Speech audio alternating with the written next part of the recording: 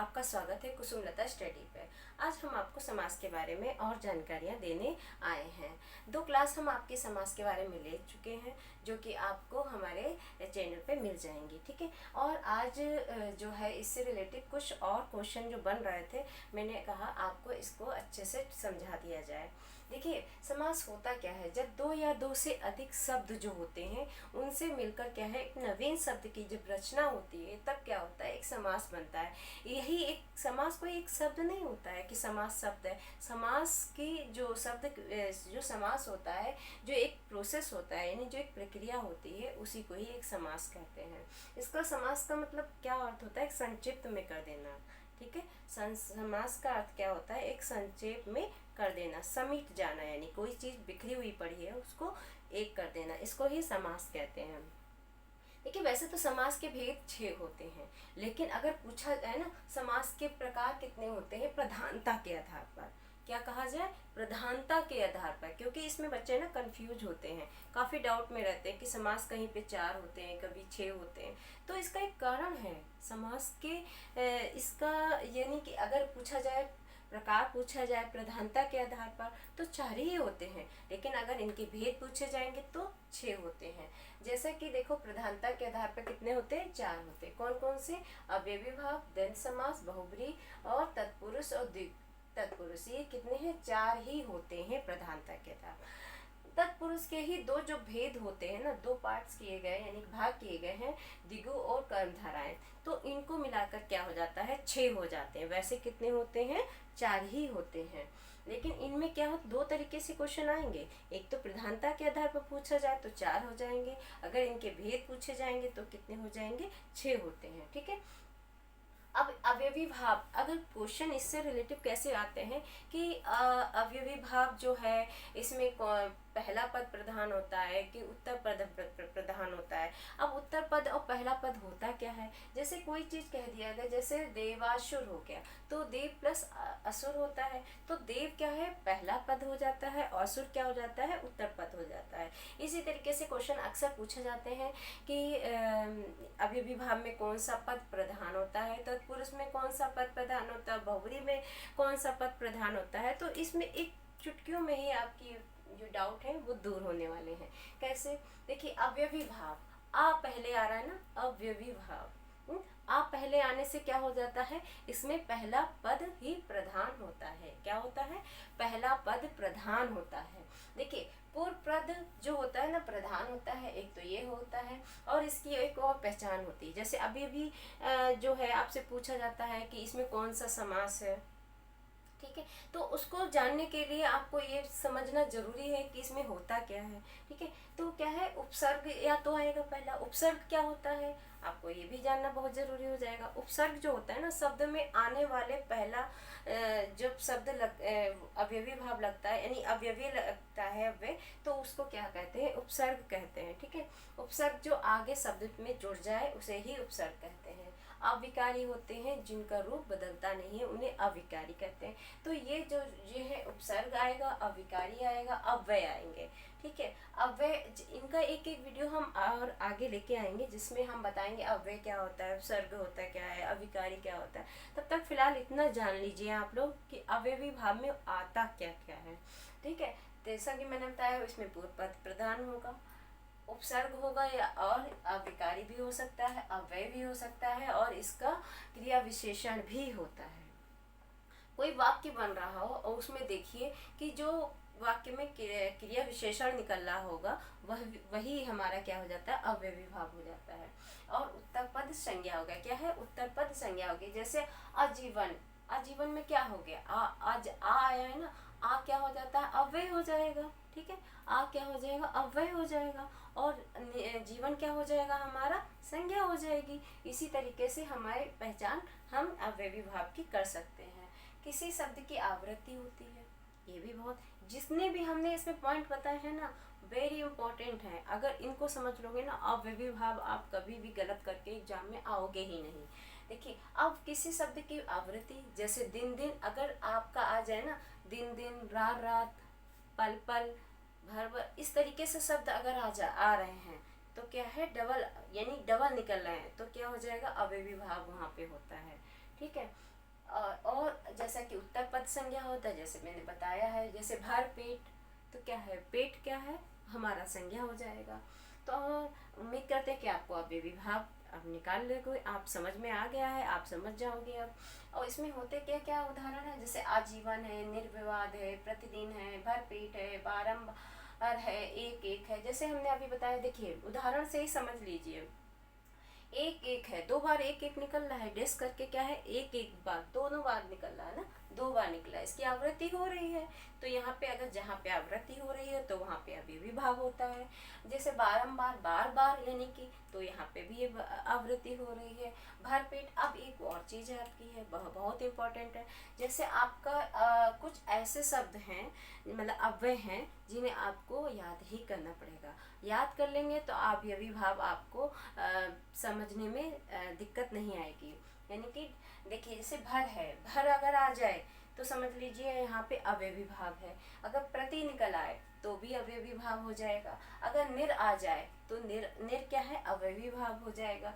अगर आ जाए तो अवयवी भाव हो जाएगा। यानी कुछ ऐसे शब्द हैं जिनको आपको याद करने पड़ेंगे, उनसे आप तुरंत निकालोगे कि ये अवयवी भाव है। ठीक है। फिर दूसरा क्या हमारा आता है, द्वंद्व समास। द्वंद्व समास में क्या होता है, दोनों ही पद प्रधान होते हैं। क्या होता है, द्वंद्व, यानी कि दोनों के बीच में क्या होता है, लड़ाई झगड़ा, यानी कि इससे समझ लीजिए दोनों के बीच में क्या होता है, झगड़ा होता है। तो द्वंद्व यानी दोनों ही प्रधान होते हैं इसमें। एक दूसरे के विलोम होते हैं, जैसे लाभ हानि हो गई, रात दिन हो गया। अगर ऐसे शब्द विलोम निकल रहे हो तो वहाँ पे भी द्वंद्व समास होगा। और एक तीसरी बात, इसमें योजक चिन्ह जरूर लगा होता है। ठीक है। फिर और क्या पहचान होती है, पूरक होते, एक दूसरे पर निर्भर होते हैं, जैसे राजा रानी हो गया, ठीक है, और लड़का लड़की हो गया। इस तरीके से अगर आते हैं तो वो एक दूसरे के पूरक होते हैं, तो वहाँ पे भी क्या होता है, आपका द्वंद्व समास होता है। और सहचर शब्द निकलेंगे। सहचर मतलब होता है जैसे घास फूस हो गया, ये क्या है, घास फूस, इस तरीके के अगर शब्द निकल रहे हैं ना कंटिन्यू, जैसे कोई चीज कही जाती तो वहाँ पे क्या भी द्वंद्व समास हो जाएगा। अब देखिए उदाहरण से आप समझिए, जैसे देवासुर है तो देव और असुर, ठीक है, क्या निकल रहा है, अगर इसको समास विच्छेद करते हैं तो देव और असुर, तो देव अलग है, असुर अलग है, दोनों ही देखो आपस में लड़ते रहते हैं, तो क्या है, दोनों ही पद प्रधान है, देव भी प्रधान है और असुर भी है। अगर एक भी हटा दिया जाए तो द्वंद्व समास हो ही नहीं सकता है। ठीक है। फिर जन्म मरण है, ये क्या है, जन्म मरण, ये विलोम है, तो जहाँ पे विलोम जैसा भाव हो रहा है वहाँ पे क्या हो जाएगा, द्वंद्व समास हो जाएगा। आग और पानी, ये क्या है, आग और पानी क्या है, आपका क्या हो जाएगा, सहचर हो जाएगा। जहाँ आग आएगी वहाँ पानी हो जाएगा। यहाँ पे आग है, वहाँ पे मतलब पानी है, तो यहाँ पे पूरक है एक दूसरे के। ठीक है। रुपया पैसा, ये क्या है, सहचर। ऐसे ऐसे अगर शब्द निकल आते हैं तो ये क्या हो जाते हैं, सहचर शब्द बोले जाते हैं। जैसे रुपया पैसा, घास फूस, इस तरीके शब्द अगर बोले गए तो ये समझ लीजिए आप द्वंद्व समास है। फिर आगे क्या आता है, बहुव्रीहि समास। बहुव्रीहि समास में क्या होता है, गौण होता है, यानी बहुव्रीहि समास गौण, यानी कि कोई भी प्रधान होता ही नहीं है, ना पहला पद प्रधान होता है, ना तो उत्तर पद प्रधान होता है, और होता कौन सा है, तीसरा पद प्रधान। बहुव्रीहि समास में यही एक मतलब खास बात है कि इसमें दोनों ही पद प्रधान होते ही नहीं है, और जो भाव तीसरे की तरफ जाएगा वो क्या हो जाएगा, हमारा प्रधान होता है। देखिए अन्य पद प्रधान, जैसा मैंने बताया है अभी, आप समझ गए होंगे कि दोनों ही अब प्रधान होते हैं, और ये इसीलिए इसको गौण कहते हैं। और अन्य पद, इसका यानी तीसरा भाव जो होता है बहुव्रीहि समास होता है। ठीक है। फिर हमारा आ जाता है तत्पुरुष। बहुव्रीहि समास के देखिए भेद देख लीजिए, जैसे उदाहरण देख लीजिए, जैसे निशाचर है। निस मतलब क्या होता है, रात, और रात में चढ़ने वाला। ठीक है। रात में निस और चर, ठीक है, दोनों को अलग करा, अगर समास विच्छेद किया हमने तो क्या होगा, निस प्लस चर, तो क्या होगा, निशा, यानी कि रात, और रात में चरने वाले। तो देखिए कोई अर्थ नहीं निकल रहा है, अगर दोनों को कर दिया जाए तो अप्रधान है।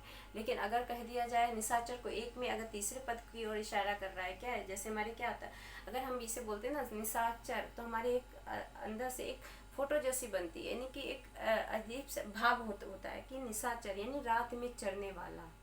क्या होता है, तीसरा भाव उत्पन्न हो रहा है, तो जो तीसरा भाव उत्पन्न हो रहा है वही हमारा क्या होता है, बहुव्रीहि समास हो जाता है, यानी रात में चढ़ने वाला। ठीक है। रात रात में कौन चरते हैं, चमगादड़ हैं, इस तरीके के रात के पक्षी जो होते हैं। फिर देखिए ब्रज प्राणी, ब्रज के समान, हाँ मतलब पानी, ठीक है। और फिर क्या है आशुतोष, आशुतोष किसको कहते हैं, शंकर भगवान को कहते हैं। ना अशु का महत्व है ना तोष का, तो अगर तीसरी तरफ इशारा कर रहा है तो किसकी ओर कर रहा है, शिव की ओर कर रहा है। तो कौन इसमें बहुब्री हुआ, बहुब्री कौन हुआ, यानी कि शिव जी हुए हैं। चक्र पाणी, यानी चक्र है जिसके हाथों में, तो किसकी ओर हमारी फोटो बन रही है, ना चक्र इम्पोर्टेंट है ना पाणी इम्पोर्टेंट है, मतलब दोनों ही अप्रधान है। क्या है, दोनों ही अप्रधान है। लेकिन जब हम लोग कहते हैं ना कि चक्र पाणी, तो हमारे अंदर क्या भाव उठते हैं, यानी कौन सी फोटो बनती है, विष्णु जी की बनती है कि चक्र है जिसके हाथों में, यानी कि विष्णु भगवान है। तो कौन सा पद प्रधान हो जाता है, तीसरा पद प्रधान हो जाता है। उसी प्रकार से नेक्स्ट आता है तत्पुरुष समास। तत्पुरुष में क्या होता है, उत्तर पद प्रधान होता है। कौन सा होता है, उत्तर पद प्रधान होता है। जो स्वाभाविक है, जब तत्पुरुष के दो भेद होते हैं, द्विगु और कर्मधारय है। जब तत्पुरुष में उत्तर पद प्रधान है तो स्वाभाविक है द्विगु समास और कर्मधारय में भी उत्तर पद प्रधान होगा। तो इस तरीके से हमने ये तो जान लिया। अब अभी में आ निकल रहा है तो पूर्व प्रधान हो गया, दंड में दोनों ही होते हैं प्रधान, क्योंकि दोनों ही एक दूसरे की होड़ लगी रहती है, यानी कि लड़ाई झगड़ा होता है, समझ लीजिए। तो बहुत दंड दोनों ही प्रधान हो गए। बहुब्री में कोई पद प्रधान होता ही नहीं है, तीसरा पद प्रधान है।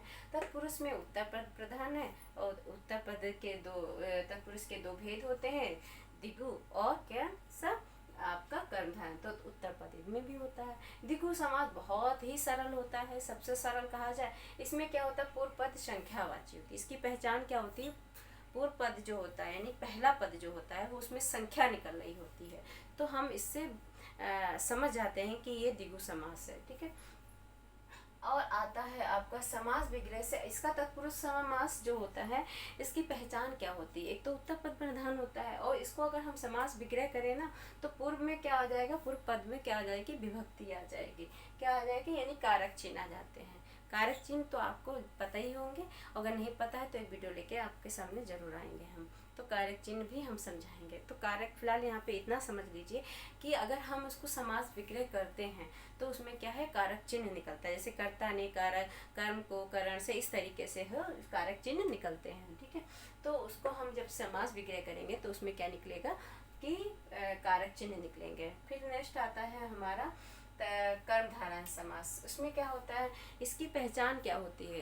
कर्मधारय समास तो स्वाभाविक है, मैंने बताया कि उत्तर पद प्रधान होता है, ठीक है। इसकी पहचान होती है उपमेय और उपमान आएगा, क्या आएगा, उपमेय और उपमान आएगा, या विशेषण या विशेष आएगा, दो ही चीजें निकल रही होंगी। उसको अगर हम जब भाव करेंगे ना, अर्थ निकालेंगे ना, तो उसमें उपमेय और उपमान यानी तुलना की जा रही होगी एक दूसरे से। विशेषण में यानी विशेषता बताई जा रही होती है। अब आप अगर आपको नहीं पता है उपमेय उपमान क्या होता है तो थोड़ा सा हम बता दे रहे हैं यहाँ पे उपमेय उपमान होता है क्या। जैसे हमने कहा ना गगन चरण रूपी, ठीक है, क्या कहा हमने, सॉरी मैंने कहा कमल चरण, यानी कि क्या कहते हैं हम इसको, चरण कमल, ठीक है। तो चरण और कमल किससे तुलना की जा रही है, हमारी कमल से की जा रही है। चरण की तुलना किससे की जा रही है, कमल की। तो कमल को क्या हो गया यहाँ पे, कमल क्या हो गया यहाँ पे, उपमान हो गया, और चरण क्या हो गए हमारे, चरण हो गए हमारे उपमेय हो गए, ठीक है। चंद्रमुखी, तो चंद्रमुखी यानी कि तुलना किससे की जा रही है, चंद्रमा से की जा रही है। मुख की तुलना किससे की जा रही है, चंद्रमा से की जा रही है। तो चंद्रमा यहाँ पे क्या हो गया, चंद्रमा यहाँ पे उपमान हो गया, और मुख क्या हो गया यहाँ पे, उपमेय हो गया। उसी तरीके से हमारा आता है जैसे विशेषण, विशेष क्या होता है, जिसकी हमें विशेषता यानी कि बताई जा रही है। जैसे गाय काली है, तो काली क्या हो गई, विशेषण हो गया, और जिसकी विशेषता बताई जा रही है यानी कि गाय की विशेषता बताई जा रही है तो इसे विशेष कहते हैं। यानी कि यहाँ पे गाय क्या हो गया, विशेष हो गया, और काली उसकी विशेषता है तो काली उसकी विशेषण हो गया।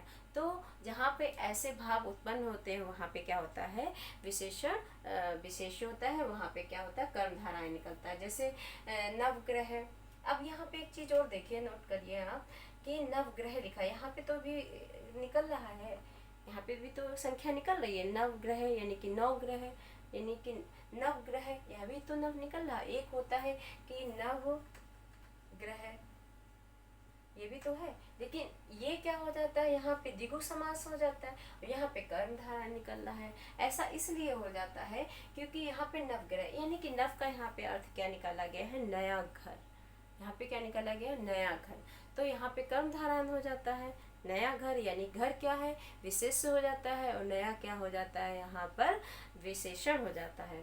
लेकिन यहाँ पे क्या हो जाता है, नव मतलब नौ और ग्रह मतलब नए ग्रह, जो 9 ग्रह होते हैं तो उनके लिए कहा गया, तो वहाँ पे द्विगु हो। इसको आप नोट करिएगा, इसको कहीं पे नोट कर लीजिएगा, ठीक है।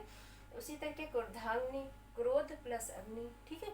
इस तरीके से अगर कहीं पे आपके ये समास आते हैं तो आप, अब मैं उम्मीद करते हैं कि आप इन समासों को अच्छे से समझ गए होंगे। कोई भी किसी तरीके का भी एग्जाम होता है, समास से होके गुजरता है, और समास अगर आपको अच्छे से समझ में आ गया, समास में कुछ है ही नहीं, अगर अच्छे से समझ लिया तो कुछ दोबारा समझने की ज़रूरत ही नहीं पड़ेगी।